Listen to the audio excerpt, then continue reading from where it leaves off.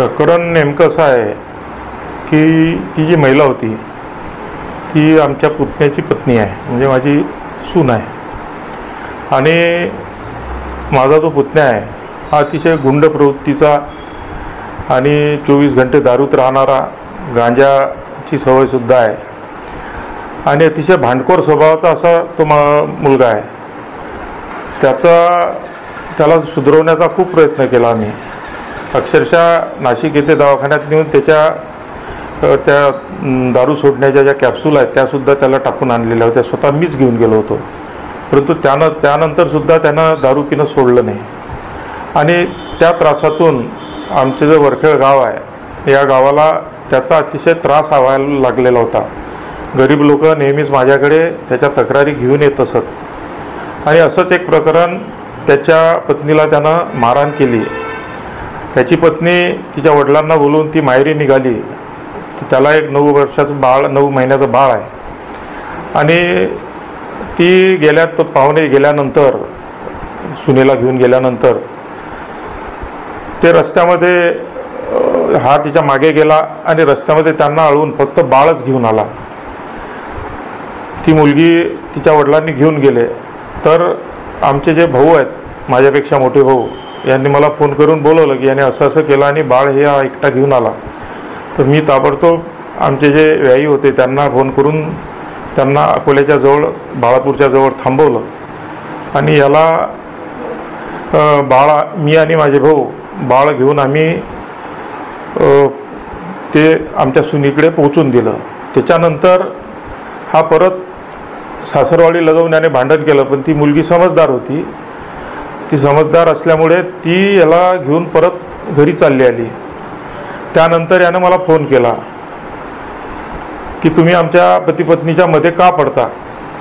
तर म्हटलं मी तुझा काका आहे आणि असं जर प्रकरण आपल्या घराला शोभा देत नाही.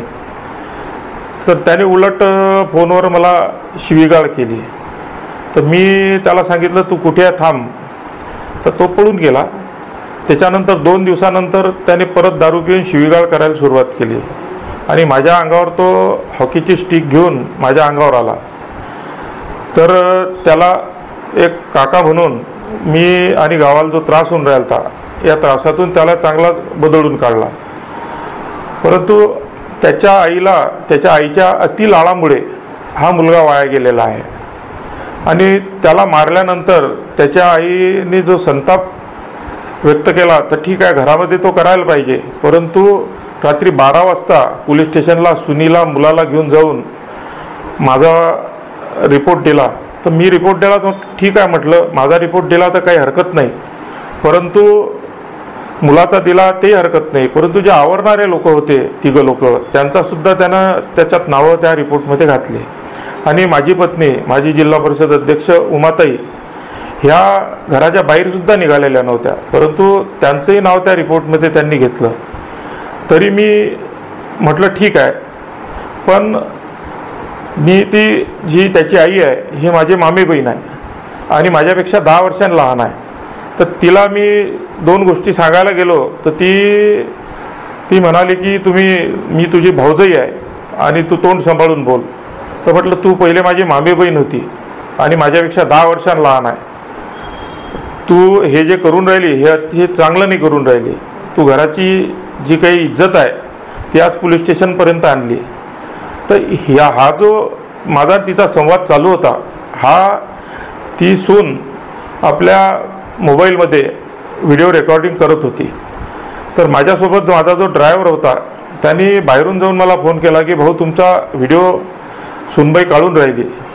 तर मी तिचा मोबाईल हिसकून घेण्याकरता मी तिच्या हातातून हिसकवण्याकरता प्रयत्न केला, परंतु तिने तो दिला नाही. परंतु कुठेतरी मी रागाच्या भरात तिच्या कानाच्या खाली एक मारली. म्हणून हा काही विषय असा कोणा महिलेला मारलं हा माझ्या घरातला, कुटुंबातला विषय आहे. त्यामुळे जे कोणी लोक आज राजकीय द्वेषातून याचं भांडवल करत असतील तर ह्या काही चांगल्या गोष्टी नाही. कारण प्रत्येकाच्या घरात मातीच्या चुली आहेत आणि हा विषय कुठेतरी वर आमच्या पक्षाकडे त्याच्यानंतर लोकांमध्ये नेण्याचा प्रयत्न केला, परंतु मलकापूर मतदारसंघामध्ये सर्व लोकांना मालूम आहे की माझा पुतण्या अतिशय गुंड प्रवृत्तीचा आहे. आज त्याच्यावर 307च्या केसेस लागलेल्या आहेत. त्याच्यानंतर आर्म ॲक्टची केस आहे. तो स्वतःजवळ कट्टा ठेवतो. त्याने कट्ट्यातून गोळीबार केला होता. एका माणसाला आपल्या गाडीने उडून दिलं. तर अशा प्रकारची गुंड प्रवृत्ती आणि गावात सुद्धा त्याचा त्रास खूप वाढलेला होता आणि त्याला नियंत्रित करण्याकरता हे जे पाऊल उचललं, परंतु त्याच्या आईनं ते समजून घेतलं नाही. काही दिवसातून कुटुंबात